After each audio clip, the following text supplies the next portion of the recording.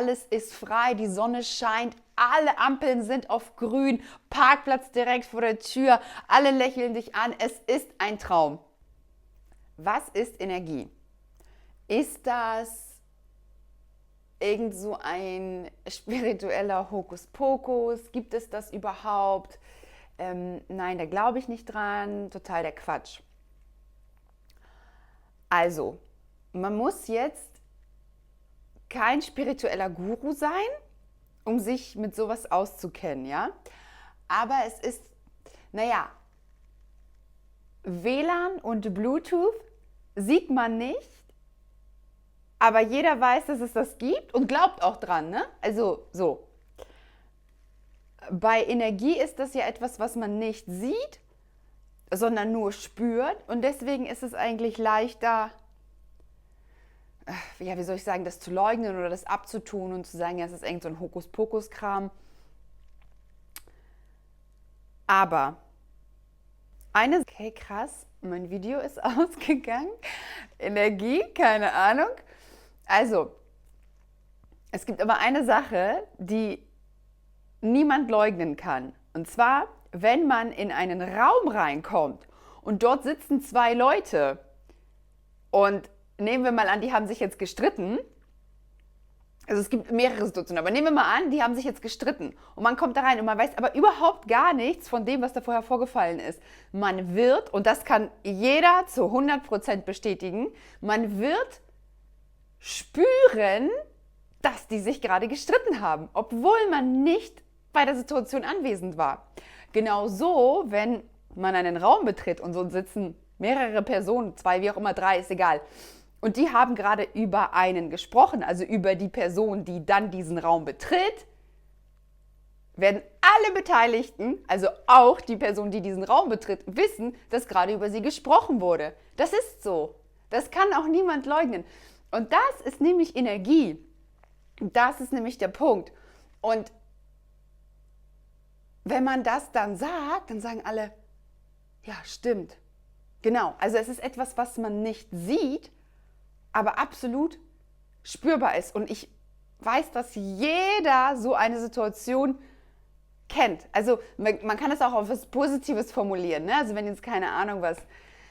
Zum Beispiel, wenn zwei Menschen ineinander verliebt sind, aber das jetzt nicht offiziell ist oder so, und man steht dann daneben, wird man, ohne dass man überhaupt irgendwas von der Interaktion weiß, man wird spüren, dass es da knistert. Das ist genau das, worum es geht. Das ist Energie. Sie ist nicht sichtbar, aber sie ist spürbar für jeden. Man muss nicht der spirituelle Guru sein, man muss sich da überhaupt nicht mit auskennen, aber es ist einfach nicht von der Hand zu weisen, dass das Dinge sind, die so zwischen uns Menschen passieren. Genauso ist es ja auch, wenn man zum Beispiel einen Konflikt mit jemandem hat, dann kann man zwar oberflächlich das geklärt haben oder sich entschuldigt haben oder wie auch immer diesen Konflikt beseitigt haben, wenn der aber nicht wahrhaftig, authentisch geklärt ist, nicht aufgehoben ist, wird immer so ein, man kann es komisches Gefühl nennen, aber es ist eigentlich wie so eine verflochtene Energie, also weil jede Interaktion zwischen Lebewesen, also da gehört alles mit rein, ist ja eine Verflechtung von Energien. Und wenn dann zum Beispiel ein Konflikt zwischen Menschen vorgefallen ist, ist es, dass die, wie soll ich sagen, wie so uneben ist, weil zum Beispiel ein Konflikt nicht wirklich geklärt ist. Wenn man aber, und das spürt man auch, weil da ist immer so eine, ja, wie so eine Vorsicht zwischen den Menschen und so, und jeder merkt das, dass irgendwas nicht stimmt. Der eine versucht dann irgendwie, es gibt auch dieses Sprichwort auf gut Wetter machen. Der eine versucht dann so ein bisschen extra nett zu sein, weil er sich ganz offensichtlich schuldig fühlt. Der andere fühlt sich auch irgendwie unkomfortabel in dieser Situation, weil er damit auch irgendwie nicht umgehen kann und dann versuchen sich so beide daran zu nähern, aber so richtig geklärt ist es nicht. Es gibt aber auch die andere Situation, dass wenn man wirklich aufrichtig sich das alles sagt, was einen verletzt hat, was einem nicht gepasst hat, vielleicht auch unter Tränen oder auch ohne Tränen, je nachdem. Aber dann ist es wirklich wahrhaftig geklärt und das fühlt sich dann auch richtig rein an, diese Interaktion, die fortlaufende. Das ist ein Riesenunterschied. So, das bedeutet, wir verfügen ja über Energie, die wir ja lenken können in unserem Leben. Das ist uns ja nicht wirklich bewusst, aber letztendlich, ja, du hast die Macht über deine Energie, was du damit machst.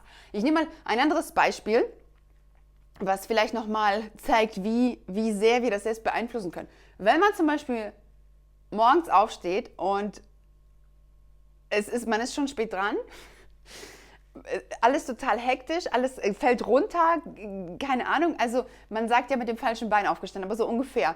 Und dann ist man auch schon, man weiß schon, dass man ein bisschen knapp ist mit der Zeit, dann ist es auch noch, der Tank ist leer, hier und da, das kommen auch Sachen, LKW parkt dann rückwärts ein und so, das sind alles so Sachen, die einen noch mehr aufhalten und dann wird die Zeit immer knapper, man hat das Gefühl, es schnürt einem das richtig zu und es wird immer schlimmer, man steigert sich dann ja auch rein, weil man weiß, oh Gott, ich komme zu spät, ich komme zu spät, ich komme zu spät und dann, ausgerechnet dann ist auch Stau, sonst die Straßen frei, da auf Stau alles, nichts geht. Jede Ampel ist rot, es ist ein Albtraum. Und das zieht sich dann durch diesen ganzen Tag. Und man könnte ja auch sagen, ja, ich kann gar nichts dafür, das ist jetzt einfach so, weil das der Tag ist und so. Das mag auch stimmen, aber es geht ja auch darum, worauf man sich dann ja fokussiert hat, gleich am Start des Tages. Es gibt ja auch, und das wird auch jeder kennen, gegenteilige Tage, wo man dann, sagen wir mal, von alleine früh aufwacht, rechtzeitig, man hat noch extra Zeit für irgendwas zu machen, vor der Arbeit ganz in Ruhe alles und dann fährst du los, es ist gefühlt kein einziges anderes Auto auf der Straße, alles ist frei, die Sonne scheint, alle Ampeln sind auf grün, Parkplatz direkt vor der Tür, alle lächeln dich an, es ist ein Traum. Ich meine, und das passiert ja auch nicht einfach so, sondern das ist, weil man dann, als man in den Tag gestartet ist, einen ganz anderen Fokus hatte. Und das summiert sich dann ja. Also es gibt ja auch dieses Sprichwort, Energy flows where attention goes. Und das ist ganz, ganz, ganz wichtig. Das muss man sich mal wirklich verinnerlichen. Also je mehr man sich auf eine Situation, auf Umstände fokussiert, desto mehr summieren die sich auch. Und die Kunst ist es dann ja, sich zu fokussieren und zu sagen, okay, wo lenke ich das eigentlich gerade alles hin? Ist das zielführend für mich? Weil letztendlich, wenn man dann, keine Ahnung, man ist dann unzufrieden mit, ich weiß es nicht, mit dem Job. Und wenn man dann aber jedes Mal sagt, oh Gott, ich finde den Job so furchtbar, es ist alles so schrecklich, es ist ja wie ein Mantra, was man sich wiederholt, Tag ein, Tag aus. Also, oder eine Affirmation. Man mag dran glauben oder nicht, aber es ist so, dass das dann der Fokus ist, dass das die täglichen Gedanken sind. Und das ist ja dann, was sich im Leben dann ja auch spiegelt. Und wichtig ist es dann erstmal, seinen Fokus umzulenken, das ist schon mal das Erste, und dann natürlich auch ins Handeln zu kommen, um was an den Umständen zu verändern. Aber das wie ein Gebet immer sagen, ich habe auch mal so eine Phase gehabt, da habe ich auch gedacht, ich war dann immer so müde und abgeschlagen und so. Und dann habe ich das auch täglich. Oh, ich bin so kaputt, ich bin so müde, ich bin so kaputt. Und dann habe ich gedacht, ich kann mich selbst nicht mehr reden hören. Und vor allem, es bringt ja auch nichts.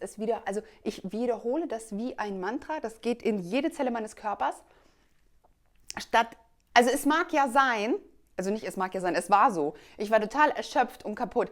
Aber darum geht es nicht. Es ist ja nicht, führt nicht zur Lösung, es ist nicht zielführend. Viel wichtiger ist zu überlegen, okay, was verursacht das denn, dass ich mich so fühle? Und was sollte ich denn ändern, dass ich mich ja energiegeladen fühle, gut einfach. Und dann den Fokus umlenken. So, nutzt eure Energie weise.